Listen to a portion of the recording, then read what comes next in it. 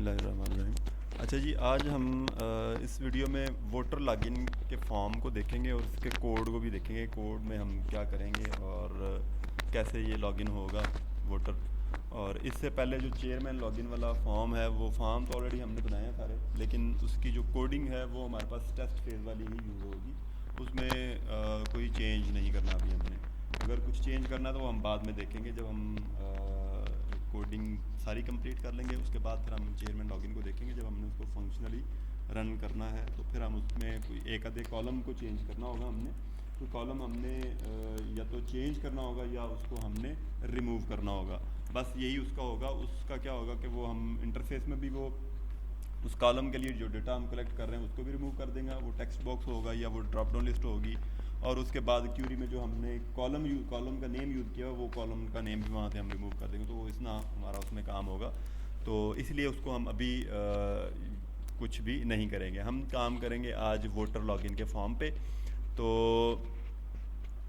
इसमें अगर आप देखें तो हमारे पास एक टेक्स्ट बॉक्स है बार आईडी के लिए, ठीक है। यूज़र जो भी होगा या वोटर जो भी होगा उसका एक बार आईडी होगा, यूनिक बार आईडी होगा। और ये हर जो हमारे पास वोटर होगा उसका यूनिक होगा, ठीक है। ये ऑलरेडी हमने इसको यूनिक किया हुआ है। फिर उसके बाद एक हमने टेक्स्ट बॉक्स उसका यूज़ किया पासवर्ड के लिए। ज़ाहिर है यूज़र वोटर जो है वो बार आईडी अपना देगा और पासवर्ड देगा, और उसके बाद फिर लॉगिन के बटन पे क्लिक करेगा तो वो लॉगिन हो जाएगा। यहाँ पे हमने दो रिक्वायर्ड फील्ड वैलिडेटर डाले हुए हैं। ये रिक्वायर्ड फील्ड हमने वैसे ही लिखा रहने दिया। आप इसकी जगह पे स्टार भी लिख सकते हैं या इसके नाम के साथ भी लिख सकते हैं। जिस तरह यहाँ पे आप लिख सकते हैं बार आईडी इज़ रिक्वायर्ड, या यहाँ पे लिख सकते हैं पासवर्ड इज़ रिक्वायर्ड, या bar ID should not be empty, या field should not be empty. कुछ भी आप इंफॉर्मेशन दिखाने के लिए आप लिख सकते हैं यहाँ पे। तो ये ज़रूरी नहीं है कि आपने ये रिक्वायर्ड फील्ड ही लिखे रहने देना है। ये आप कुछ भी उसकी इन्फॉर्मेशन या एरर दिखाने के लिए यूज़र को लिख सकते हैं। फिर उसके बाद यहाँ पे हमने एक इन्फॉर्मेशन मैसेज डाला है कि अगर फॉर एग्जांपल यूज़र का जो लॉगिन पासवर्ड और आईडी जो है वो इनवैलिड होता है, वो करेक्ट नहीं होता, तो फिर हमने उसको कुछ इन्फॉर्मेशन, कोई मैसेज शो करवाना है ताकि उसको पता चले कि मैंने जो आईडी और पासवर्ड यूज़ किया है, डाला है, वो गलत है। तो उसके लिए हमने यहाँ पे एक अदद मैसेज भी डाला है। ये मैसेज क्या है? ये जस्ट एक लेबल है, और इस लेबल को हमने जो इसकी विड्थ है वो 100% कर दी है, और इसका जो बैकग्राउंड कलर है वो हमने पिंक रखा है, और फोरग्राउंड कलर जो है उसको हमने रेड रखा है, क्योंकि एरर मैसेज है तो वो रेड होगा। तो उसके ऊपर हमने लिख दिया है इनवैलिड यूज़र नेम और पासवर्ड। और इसको बाय डिफ़ॉल्ट हमने विजिबल फॉल्स किया हुआ है, मतलब हमने बाय डिफ़ॉल्ट इसको विजिबल नहीं करवाया। क्यों? क्योंकि हम जब इसको रन करेंगे तो ये हमें नज़र नहीं आएगा। ये हमें तब नज़र आएगा जब यूज़र का लॉगिन और पासवर्ड जो है इनवैलिड होगा। दोनों में से एक इनवैलिड हो या दोनों ही इनवैलिड हो, तब ये हमें मैसेज नज़र आएगा। अगर यूज़र का लॉगिन आईडी और पासवर्ड करेक्ट होंगे तो फिर ऑब्वियसली वो लॉगिन कर जाएगा। तो जब हम इस बटन पे डबल क्लिक करेंगे तो यहाँ हमारे पास एक इवेंट जनरेट हो जाएगा, बटन 1 क्लिक, ठीक है। ये पूरा इवेंट जनरेट हो जाएगा, और इसके अंदर मैंने ऑलरेडी कोड लिखा हुआ है, वो मैं आपको थोड़ा एक्सप्लेन कर देता हूँ। कोई इसमें मुश्किल चीज़ नहीं है, क्योंकि आज हमारे पास लाइव कोडिंग करने के लिए कोई रिसोर्सेज नहीं है, इस वजह से हम नहीं कर रहे उसको। तो पीसी की स्पीड भी स्लो होने का खदशा है, जिसकी वजह से हमारी वीडियो भी जो है वो पॉज हो सकती है। इस वजह से हम आज इसी को रीड करेंगे और इसको थोड़ा सा समझेंगे, और इसमें क्या हो रहा है आपकी क्वेश्चनिंग का भी उसमें आंसरिंग होगी। तो जब आप उसको डबल क्लिक करेंगे बटन को तो ये इवेंट जनरेट हो जाएगा। ये इवेंट जो जनरेट होगा ये कितना होगा, किस तरह का होगा, ये आपको पता है ऑलरेडी। आपको मैं फिर एक दफ़ा जो है वो डिमॉन्स्ट्रेट कर देता हूँ। तो ये इस तरह आपके पास ये आ जाएगा। बाय डिफ़ॉल्ट आपके पास अगर डबल क्लिक नहीं करेंगे बटन पे तो आपके पास कोड को व्यू करेंगे तो ये एक इवेंट होता है पेज लोड का। ये तब कॉल होता है जब पेज हमारा लोड होता है, ठीक है। और ये वाला इवेंट तब कॉल होगा क्योंकि ये इवेंट जो है ये बटन क्लिक पे इवेंट हमने जनरेट किया हुआ है। तो ये इवेंट तब कॉल होगा जब हमारा हम बटन पे क्लिक करेंगे तो ये जो फंक्शन है ये कॉल होगा, और इस फंक्शन के अंदर जो भी हमने मैसेज कोड लिखा होगा वो कोड एग्जीक्यूट होगा, ठीक है। तो अब हमने इस बटन के क्लिक पे जो फंक्शन परफॉर्म करवाना है वो हम कोड इस बटन के अंदर, बटन के मेथड के अंदर हम लिख देंगे। अगर हम चाहते हैं कि जी जब हमारा पेज लोड हो तो तब हमने कोई काम करवाना है तो फिर हम वो कोड यहाँ पे लिखेंगे। अब हमने कोड यहाँ पे नहीं लिखा, ठीक है, हमने कोड लिखा है इसके अंदर। क्यों? क्योंकि हम चाहते हैं कि जब हम क्लिक करें तो तब कोई एक्शन परफॉर्म हो, तब लॉगिन करे। अगर हम यहाँ पे कोड लिख देंगे तो क्या होगा, वो आपको लॉगिन करवाएगा नहीं, क्योंकि जब भी वो पेज लोड होगा तो उसके दायरे आईडी और पासवर्ड एम्प्टी होंगे तो वो आपको मैसेज दे देगा इनवैलिड यूज़र नेम पासवर्ड का, और उसके बाद आप बस कुछ भी नहीं कर सकते। फिर आप जब लोड करेंगे फिर वो यही काम करेगा, तो मतलब वो आपको इसी पेज पे रहने देगा, आपको लॉगिन नहीं करवाएगा। तो हमने क्योंकि लॉगिन का फंक्शन परफॉर्म करवाना तो उसके लिए हमें बटन की ज़रूरत पड़ेगी और बटन के क्लिक इवेंट की भी हमें ज़रूरत पड़ेगी, इसलिए हमने यहाँ पे बटन का क्लिक इवेंट जो है वो यूज़ किया है। हम इससे पहले जो है स्टेप 1, जिस तरह मैंने पहले भी आपको एक वीडियो में ये बेसिकली वैसे आप अगर देखें तो टेस्ट फेज़ का ही सारा कोड है, इसमें कोई चीज़ नई नहीं है इस पेज पे, क्योंकि जो चेयरमैन लॉगिन वाला फॉर्म था उसी को रेप्लिकेट किया हुआ है, ये फॉर्म उसी का रेप्लिकेशन है। तो यहाँ पे अगर आप देखें तो स्टेप 1 पे क्या हमने किया था, एसक्यूएल कनेक्शन क्रिएट किया था, ठीक है।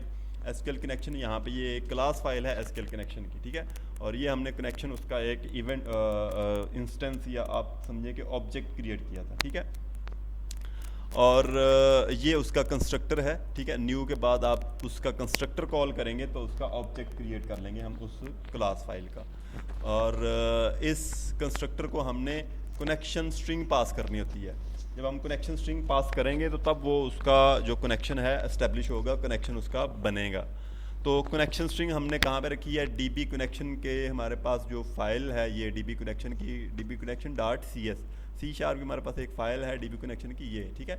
इसमें हमने कनेक्शन स्ट्रिंग के नाम से एक जो वेरिएबल है वो रखा हुआ है, और उसको हमने यहाँ पे डीबी कनेक्शन फाइल के अंदर हमने कनेक्शन स्ट्रिंग के नाम से जो वेरिएबल है उसको कॉल कर लिया।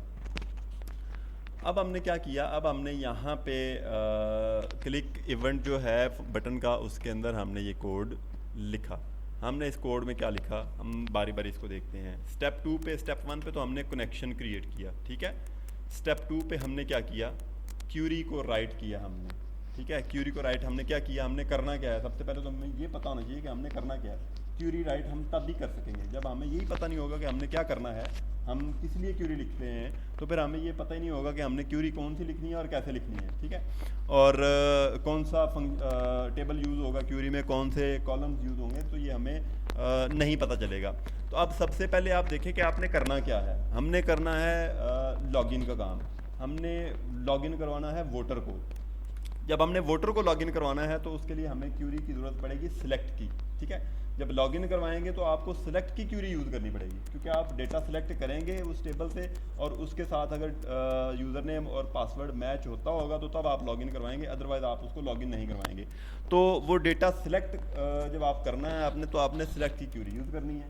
सिलेक्ट की क्यूरी जब यूज़ करनी है तो अब हमें पता ये भी होना चाहिए कि जो सिलेक्ट की क्यूरी है वो किस टेबल से हमने डेटा एक्सेस करने के लिए यूज़ करनी है। तो हम बात कर रहे हैं वोटर लॉगिन की। तो वोटर लॉगिन जो है हमें पता है कि उसके लिए हमने एक वोटर का टेबल बनाया हुआ है, ठीक है। अब उस वोटर के टेबल से हमने डेटा एक्सेस करना है, तो उसके लिए हम क्या करेंगे, select star. Star means all the fields of the specified table. अब फ्रॉम कहाँ से सारे कॉलम्स का डेटा सिलेक्ट करना है, वोटर्स टेबल। वोटर्स का जो टेबल है उससे हमने जितने भी कॉलम्स हैं हमारे उन सब का डेटा हमने सिलेक्ट कर लेना है। आगे हमने एक और काम किया, वेयर क्लास हमने यूज़ किया है। Bar ID equals at BID and password equals at pass, ठीक है। और इस पूरी क्यूरी को हमने डबल कोट्स के अंदर एनक्लोज कर दिया, ठीक है। और डबल कोट्स के अंदर इनक्लोज हमने क्यों किया है, क्योंकि ये एक स्ट्रिंग की टाइप में हमने लिखनी है। और यहाँ पे अगर आप देखें तो स्ट्रिंग की टाइप का एक वेरिएबल हमने क्रिएट किया है क्यूरी के नाम से, और इस वेरिएबल को हमने ये पूरी जो क्यूरी है ये असाइन कर दी है, ठीक है। इस वेरिएबल के अंदर हमने ये क्यूरी जो है वो सेव करवा ली है, ये स्टोर करवा ली है, कॉपी कर ली है, ठीक है। अब जब भी हमने ये क्यूरी, इस क्यूरी के साथ काम करना, तो हम जस्ट इस वेरिएबल को यूज़ करेंगे तो हमारी क्यूरी के साथ ऑटोमेटिकली वो एक्शन परफॉर्म हो जाएगा। हमने क्यूरी के साथ करना क्या होता है, उसको एग्जीक्यूट करना होता है, ठीक है। तो उसके लिए हमारे पास फंक्शंस प्री डिफाइंड होते हैं। फिर थर्ड स्टेप जो हमारे पास है वो है एसक्यूएल कमांड को हमने क्रिएट करना है, उसका एक ऑब्जेक्ट हमने बनाना है। तो उसके लिए हम जिस तरह एसक्यूएल कनेक्शन का ऑब्जेक्ट बनाया था कनेक्शन के नाम से, इसी तरह हम एसक्यूएल कमांड का एक ऑब्जेक्ट बनाएंगे, उसका नाम हम रखेंगे कमांड। मैंने यहाँ पे कमांड रखा है, आप कुछ भी रख सकते हैं, CMD रख सकते हैं, माई कमांड रख सकते हैं, M कमांड रख सकते हैं, जो भी आप नाम रखना चाहें इस ऑब्जेक्ट का आप रख सकते हैं। और इसका जो कंस्ट्रक्टर है उसको 2 पैरामीटर्स की ज़रूरत होती है कमांड बनाने के लिए। एक पहला पैरामीटर क्यूरी, जो हमने यहाँ पे ये जो क्यूरी लिखी है और इस वेरिएबल के अंदर स्टोर करवाई है, ये क्यूरी यहाँ पे आ जाएगा। आप अगर ये वेरिएबल ना बनाए तो आप फिर डायरेक्टली ये जो क्यूरी है इतनी कॉपी करके यहाँ पे इसकी जगह पे पेस्ट कर सकते हो तो भी ठीक है। ये मैंने अलग से वेरिएबल इसलिए बनाया ताकि आपको ये समझ आ जाए कि यहाँ पे हो क्या रहा है। अगर मैं डायरेक्टली ये वेरिएबल की बजाय यहाँ पे पूरी क्यूरी यहाँ पे पेस्ट कर दे तो आपको पता नहीं चलना था, क्योंकि काफ़ी लंबी लाइन हो जानी थी, तो फिर आपको कंफ्यूज होना था कि ये यहाँ पे क्यूरी इसके अंदर क्या कर रही है और ये एसक्यूएल कमांड क्या है। तो इनको सेग्रीगेट करने के लिए, इनको अलग अलग दिखाने के लिए हमने यहाँ पे क्यूरी जो है वो अलग से एक वेरिएबल में स्टोर करवा लिया और उसके बाद फिर उसको हमने एसक्यूएल कमांड के अंदर यूज़ किया है। फिर इस क्यूरी को एसक्यूएल कमांड का जो ऑब्जेक्ट है वो हमें कहता है कि जी इस क्यूरी को आपने जब आपने एग्जीक्यूट करवाना है तो इसको कनेक्शन भी चाहिए होगा, कहाँ किस डेटाबेस के साथ इसको कनेक्ट करवाना है। मतलब ये जो मेरा टेबल है, इस टेबल के अंदर जितने भी कॉलम्स हैं उनका जो डेटा सेलेक्ट आपने करना है, ये टेबल किस डेटाबेस के अंदर है, उस डेटाबेस का हमें इसको कनेक्शन, उसका एड्रेस देना पड़ेगा। तो उसका एड्रेस देने के लिए हमने उसका कनेक्शन इसको दे दिया, इसके साथ हमने कनेक्ट कर दिया। इस क्यूरी को हमने कहा कि जी आपने क्या करना है, इस एसक्यूएल कनेक्शन के साथ कांटेक्ट करना है और ये आपको बताएगा आपने इस टेबल का डेटा कहाँ से लेना है, ठीक है। उसके बाद फिर फोर्थ स्टेप जो है, हमने पैरामीटर्स प्रोवाइड करने हैं। जो पैरामीटर हमने यहाँ पे क्यूरी को पास किए हैं, ये पैरामीटर्स जो हैं क्यूरी के अंदर जब हम ऐड सिंबल के साथ कोई पैरामीटर यूज़ करते हैं तो इसको हम पैरामीटराइज्ड क्यूरी कहते हैं। मतलब ऐसी क्यूरी जो जिसमें हम पैरामीटर्स यूज़ कर रहे हैं। तो ऐड सिंबल के साथ जो भी आपको नज़र आएंगे वो क्यूरी के पैरामीटर्स होंगे, ठीक है। यहाँ पे हमने और जो पैरामीटर्स होते हैं उनकी वैल्यूज़ चेंज होती हैं, इसलिए हमने यहाँ पे क्यूरी के अंदर पैरामीटर यूज़ किए हैं। तो जो भी वैल्यू होगी वो इस पैरामीटर के अंदर आएगी और फिर क्यूरी उसके अकॉर्डिंग अपने आप को एग्जीक्यूट करवाएगी।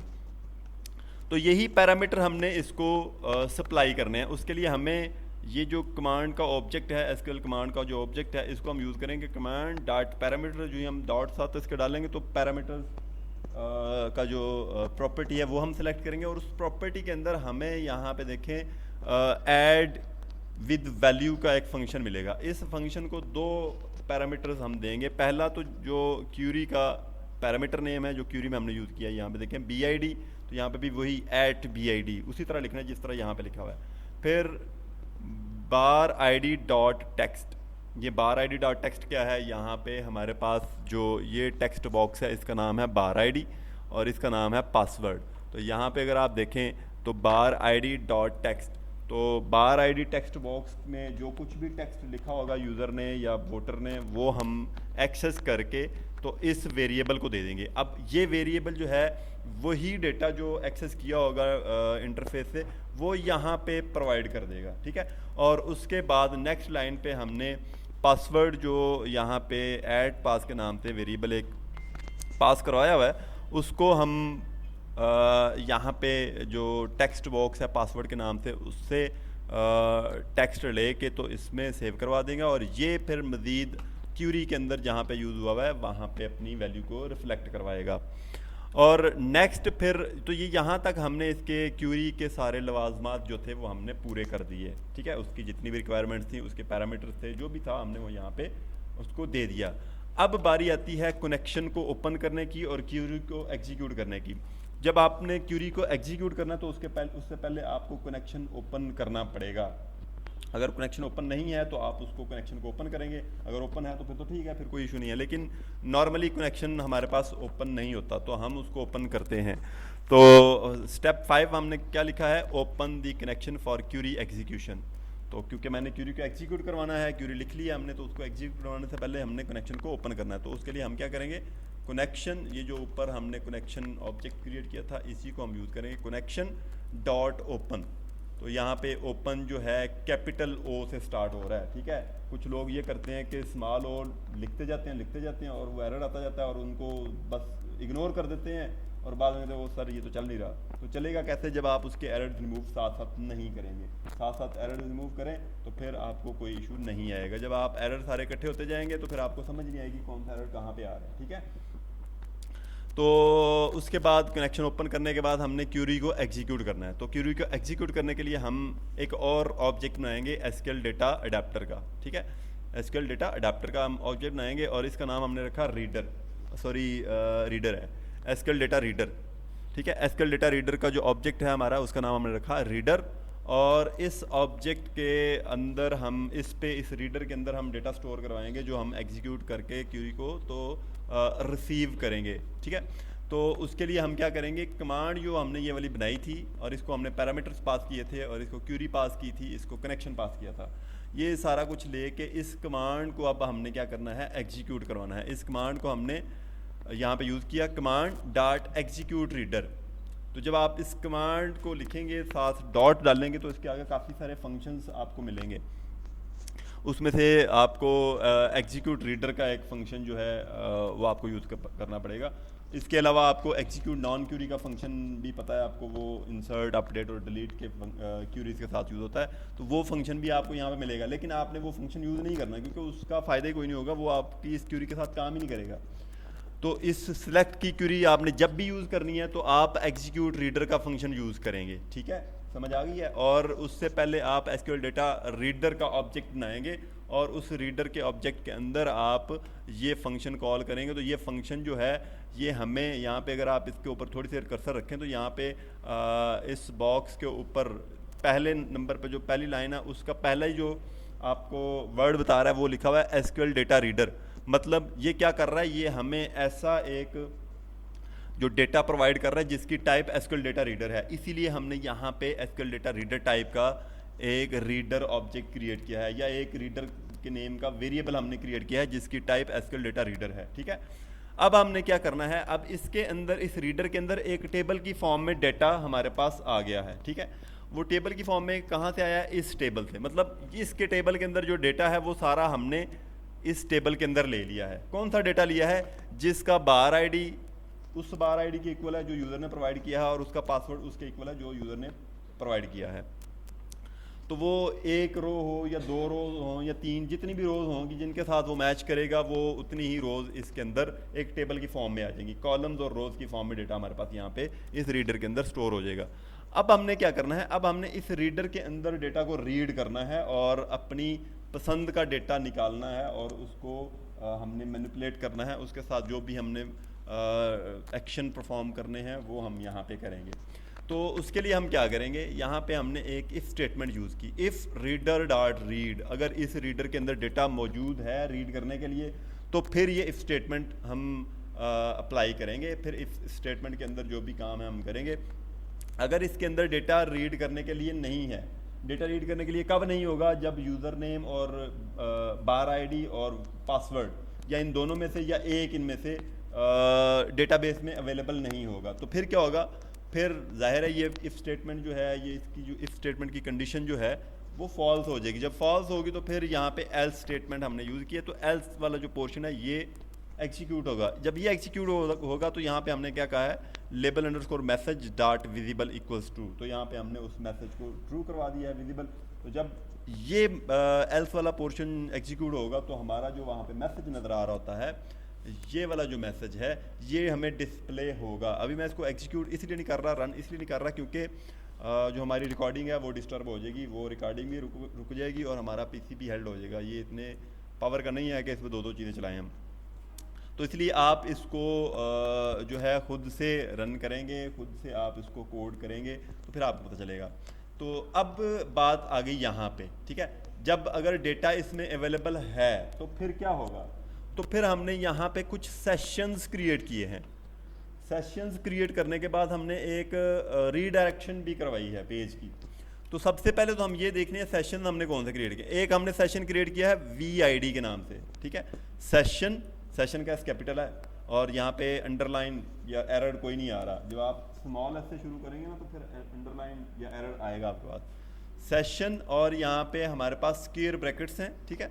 सेशन जब हम कोई वेरिएबल क्रिएट करते हैं सेशन के लिए तो हम उसके लिए स्क्वायर ब्रैकेट्स यूज़ करते हैं और उसके अंदर उसकी की हम प्रोवाइड करते हैं। तो पहला सेशन जो है इसकी की हमने रखी VID, ठीक है। VID के नाम से हमने एक सेशन क्रिएट किया और उस सेशन को हमने जो वैल्यू प्रोवाइड की वो हमने की रीडर कौन सा है, ये वाला। मतलब हमारे पास अगर डेटा रीड करने के लिए है तो फिर हम ये रीडर यूज़ कर रहे हैं, मतलब इफ स्टेटमेंट के अंदर। तो जब डेटा रीड करने के लिए है तो फिर हम रीडर का जो ऑब्जेक्ट है उसमें से डेटा भी रीड कर सकते हैं। तो डेटा कौन सा रीड करेंगे हम इसमें, क्योंकि हमारे पास स्टोर हमने लगाया है। तो यहाँ पे मैं आपको दिखा दूँ कि यहाँ पे हमारे पास कौन कौन इस टेबल में कौन कौन से जो हैं वोटर का जो टेबल है ये हमारे पास आ गया। इसमें देखें वोट ID या voter ID, full name, CNIC, contact number, email, district और बार ID और फिर पासवर्ड। तो यहाँ पे देखें हमने बार ID ये इस यहाँ से लिया, ठीक है। ये इसका एज ए यूज़र नेम या यूज़र ID है और पासवर्ड ये देखें ये कॉलम नेम है, आपको यहाँ से मिलेगा, ठीक है। और उसके बाद यहाँ पे जो हमने डेटा रीड किया और वोटर ID हमने कहाँ से पता चलेगा वोटर ID का नेम ये है हमारे पास जो कॉलम का नेम। तो कॉलम का नेम जो आपने यहाँ पे लिखने हैं कॉलम नेम वो आपने यहाँ से देखना है। वोटर ID मेरे पास ये है वोटर के टेबल के अंदर, ठीक है। वही नेम मैंने यहाँ पे लिखा है, ये मैंने कोई अपनी तरफ से नहीं लिख लिया, ये मैंने अपने डेटाबेस से देख के लिखा है, ठीक है। या आपने अगर इस तरह नहीं करना तो आप यहाँ पे स्टार लिखने के बजाय ना इन सारे कॉलम्स के नेम लिख लें यहाँ पे, ठीक है। नेम लिखें, फिर इधर से देख के आप यहाँ पे नेम लिखेंगे, ठीक है। वोटर ID और फिर फुल नेम या वोटर नेम जो भी आप लिखेंगे वो यहाँ से देख के मैंने लिखा है। फिर बार ID तो वो मैंने यहाँ से देख के लिखा है। फिर ये क्या लिखा है हमने, वोटर। यहाँ पे यूज़र की टाइप जो है वो हमने लिखी है वोटर। यहाँ पे क्योंकि चल रहा है हमारे पास प्रोजेक्टर तो उसकी थोड़ी विजिबिलिटी का इशू है। तो यहाँ पे नेक्स्ट लाइन पे हमने response डॉट रीडायरेक्ट एक फंक्शन यूज़ किया है रीडायरेक्शन के लिए। मतलब जब लॉगिन करे यूज़र ने कोई भी वोटर तो वो एक नए पेज पे रीडायरेक्ट या लैंड कर जाए। तो रीडायरेक्शन के लिए हमने जो पेज का नेम दिया है वो है default.aspx। मतलब लॉगिन पेज से वो डिफ़ॉल्ट पेज पे रीडायरेक्ट हो जाएगा, ठीक है, या ट्रांसफ़र उसका कंट्रोल हो जाएगा। अब यहाँ पे देखें कि रीडर ये लाइनें मैं अभी आपको बताने वाला हूँ, अभी इसको मैंने बताया नहीं है आपको, ठीक है। तो अभी जस्ट ये बता रहा हूँ कि ये कॉलम नेम्स हमने कहाँ से लिए हैं। ये डेटाबेस के कॉलम नेम्स जो हैं ना हमारे पास वोटर टेबल के, वहाँ से हमने ये लिए हैं, ठीक है। तो ये तो आपको समझ आ गई। अब यहाँ पे देखें सेशन VID। अब ये जो VID, F name, BID, user type, ये जो सेशन की है ये यूनिक होनी चाहिए, ठीक है। जब आप सेशन क्रिएट करते हैं तो वो यूनिक की होनी चाहिए, डुप्लीकेटेड नहीं होनी चाहिए। अगर डुप्लीकेटेड होगी तो उसकी जो वैल्यू है वो ओवरराइड हो जाएगी, ओवरलैप हो जाएगी। मतलब जो बाद में आप सेशन क्रिएट करेंगे उसी नेम का, वो बाद वाले की वैल्यू आपके पास होल्ड होगी, पहले वाले की वैल्यू जो है वो ख़त्म हो जाएगी, ठीक है। इसलिए यहाँ पे जो कीज़ हैं इनकी वो यूनिक होनी चाहिए। यहाँ जिस तरह मैंने यहाँ पे यूनिक ही कीज़ इनकी रखी हैं। अब ये जो कीज़ हैं या ये जो सेशंस हैं ये हम यूज़ करेंगे लॉगिन होने के बाद। हमें लॉगिन होने के बाद पता चलेगा कि इस जो यूज़र लॉगिन हुआ है इसका बार ID क्या है, ठीक है, इसका वोटर ID क्या है, इसका फुल नेम क्या है, इसकी यूज़र टाइप क्या है। ये सारी चीज़ें हमने इसलिए यहाँ पे इसके सेशंस बनाए हैं ताकि जब यूज़र लॉगिन करे तो हमारे पास इसका सारा रिकॉर्ड हो, जो यूज़र लॉगिन हुआ है उसका सारा रिकॉर्ड हो कि इसका हमारे पास वोटर ID क्या है। क्योंकि जब वो वोट कास्ट करेगा तो हमें उसके वोटर ID की ज़रूरत पड़ेगी और उसके फुल नेम की ज़रूरत पड़ेगी जब हमने उसका फुल नेम साइड पे डिस्प्ले करवाना होगा। इसलिए हमने यहाँ पे फुल नेम को भी सेशन में ले लिया। और इसके बार ID की हमें ज़रूरत पड़ेगी क्योंकि हमने इसके बाद फॉर एग्जांपल इसको किसी वोटर ने एज ए कैंडिडेट अप्लाई करना है तो वहाँ पे हमें उसके बार ID की ज़रूरत पड़ेगी, ठीक है। और उसके बाद हमें इसके यूज़र टाइप की भी ज़रूरत पड़ेगी क्योंकि हमने इसकी जो मास्टर पेज है वहाँ पे हमने इसकी जो नेविगेशन बार बनानी है या इनकी एक्सेस हमने डिफ़ाइन करनी है यूज़र की, मतलब वोटर की, कैंडिडेट की और उसके बाद जो चेयरमैन है, इन तीनों की जो हमने एक्सेस डिफाइन करनी है वो इसी यूज़र टाइप से ही हमने करनी है, ठीक है। अगर यूज़र टाइप हमारे पास वोटर होगी तो हम वोटर वाले सारे टैब्स शो करवाएंगे, अगर यूज़र टाइप हमारे पास चेयरमैन होगी तो चेयरमैन वाले सारे टैब्स हम वहाँ पे शो करवाएंगे, जो हमारे पास साइट मास्टर पेज होगा वहाँ पे। तो यहाँ पे ये जो रीडर, उसके बाद ये क्या लिखा हुआ है, ये इसको हम अभी देखते हैं। ये रीडर क्या है, ये रीडर यहाँ पे ये जो हमने ऑब्जेक्ट बनाया था एसक्यूएल डेटा रीडर का, ये ऑब्जेक्ट है और इस ऑब्जेक्ट को ब्रेसिस के साथ स्क्वायर ब्रैकेट्स के साथ हम यूज़ करते हैं और उसके अंदर हम जिस कॉलम का डेटा हमने एक्सेस करना हो उस कॉलम का नेम यहाँ पे हम लिखेंगे। तो यहाँ पे हमने क्या करना था, वोटर आईडी हमने एक्सेस करना था, वोटर आईडी का हमने कॉलम नेम लिखा और .to स्ट्रिंग हमने लिखा, मतलब वोटर आईडी के अंदर जो डेटा होगा इस रीडर के अंदर, ठीक है, इस रीडर के अंदर जो भी डेटा होगा वोटर आईडी के लिहाज से वो एक्सेस करके उसको क्या करेगा, कन्वर्ट करेगा स्ट्रिंग में, और फिर उसको स्ट्रिंग में कन्वर्ट करने के बाद वो सारा डेटा इस सेशन के अंदर सेव करवा देगा, स्टोर करवा देगा। ये सेशन कौन सा है, ये VID हमने इस सेशन का नाम रखा हुआ है। इसी तरह जो फुल नेम होगा उसको रीडर से रीड करेगा फुल नेम के कॉलम को और उसको कन्वर्ट करेगा स्ट्रिंग में, ठीक है। टू स्ट्रिंग का फंक्शन जो है ये स्ट्रिंग में कन्वर्ट करने के लिए यूज़ करते हैं। अगर आप इंटीजर को, डबल को या किसी भी टाइप को टू स्ट्रिंग पे यूज़ करेंगे तो वो स्ट्रिंग में कन्वर्ट कर देगा। तो उसके बाद फिर हमने इस वैल्यू को, जो भी वैल्यू आएगी, कौन सी वैल्यू, जो फुल नेम की वैल्यू होगी, जो भी फुल नेम यहाँ पे यूज़र का हमें एक्सेस होगा वो फुल नेम जो है यूज़र का जो सेशन है एफ नेम के नाम से, एफ नेम के सेशन में वो स्टोर करवा देगा। और फिर उसके BID जो है वो उस सेशन के अंदर हम उसका जो यूज़र लॉगिन हुआ है उसका बार ID स्टोर करवा देंगे। और उसके बाद यूज़र टाइप जो है इसके अंदर हमने मैनुअली वोटर लिखा हुआ है, ठीक है।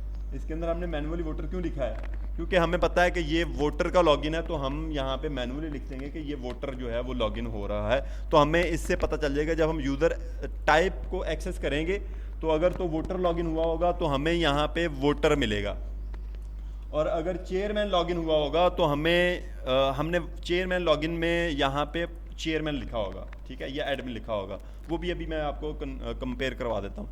तो वहाँ पे हमने क्या लिखा होगा, यूज़र टाइप इक्वल्स चेयरमैन लिखा होगा। अभी हम चेयरमैन लॉगिन का जो कोड है, जस्ट कोड को देखते हैं।